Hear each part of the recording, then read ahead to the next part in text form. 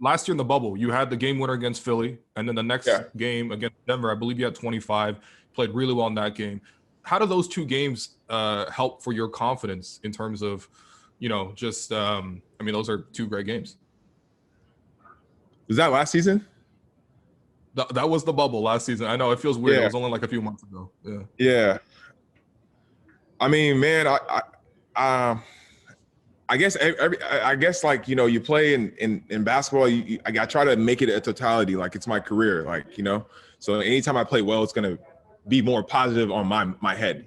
Like I played well when I was in AAU, and maybe more. It gives me confidence that I've been playing basketball well for a long time. You know what I'm saying? So it obviously helps, but that has nothing. Like we're a whole new, different team. Like I was playing point forward at that point in time, and now I'm literally setting screens and rolling. So it's like it's a tale of two different years for me. So I just try to go in. I think what gives me confidence the most is the practice and working with the coaches during the pandemic and after the season in the bubble. I went back to Toronto and I was with our coaches and I was in the facilities and I was able to learn things from, I would say, like an omniscient view, like from different positions because I had so much time with the coaches.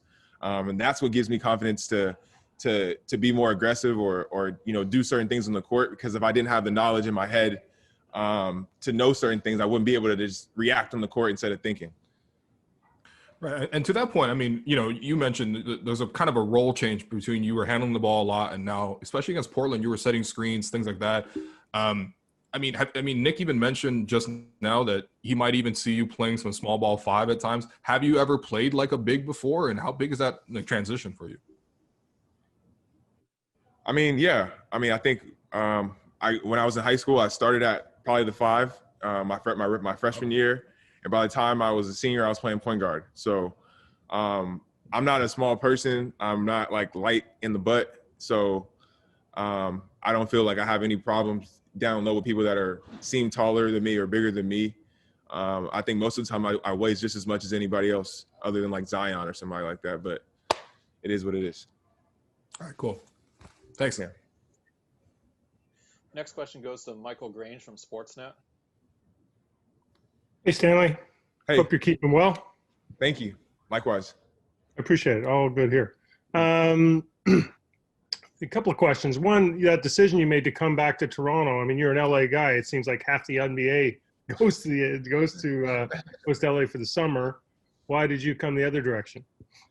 I really enjoy playing for this organization, top to bottom. And for me and my development, even though, some people would say that I, didn't get better or whatever they think about me, I thought I got better here. I thought, the instruction I was getting was positive and instructive for me. And I feel like the work I was doing was better. And I had a goal in mind to make the rotation and get minutes, and I'm still striving for that goal. So I'm just glad that, they were able, we were able to, one, because, I have a player option, but, I have to, to come back, you also want to be received. And I feel like on the other side, they also wanted me to come back as well. So top to bottom, I've had nothing but a great experience here. And it was pretty much an easy decision for me. And just a small question, like how long did you end up staying in Toronto after the bubble? Did you go home? I never left Toronto. Wow. Okay, cool. Yeah, I went. Yeah. So a kind of broader question is, you were a number 3 overall recruit going into Arizona. You're high lottery pick coming out of Arizona, and as you said, you're here. You are in year 5, I think, still trying to six. I'm getting old. Okay. Yeah, still trying to. You look young. Still trying to establish, rotation minutes. I mean, that process of being a pro and figuring out, that you're not going to be able to dominate, or at this point haven't dominated the way I'm sure you did all through high school and at college. How difficult is that, just to kind of figure out a different way to reach your goals? I think the biggest part of it is mentally. You gotta sometimes you battle with yourself. I feel like you gotta write your own story. Every time you go out, every day you wake up, you have a new opportunity to get better at things or make it happen for yourself. So I can say I've had my good days and my bad days, but I just trust in God and believe in myself. And at the end of the day, I think that's all you really have to do, and things happen for you. Appreciate that, Stanley. Have a great day. Thanks. Final question for you, Stanley, goes to Vivek Jacob from the CBC. Hey, Stanley. Thanks for taking the time. Yeah. Obviously, you've said these great things about being a part of the Raptors organization. You mentioned that, their development program is what appealed to you when you signed with the Raptors. 100%. How much of the conversation was about being patient and, having to put in the time first to get to where you are now and continuing to chase that goal of more minutes? I mean, I feel like I'm a professional athlete. I play for money, so this is a performance-based thing. It's not like it's not AAU. This is not YMCA. Like you play on your performance. So if I'm not playing good enough, that's probably why I wasn't playing. For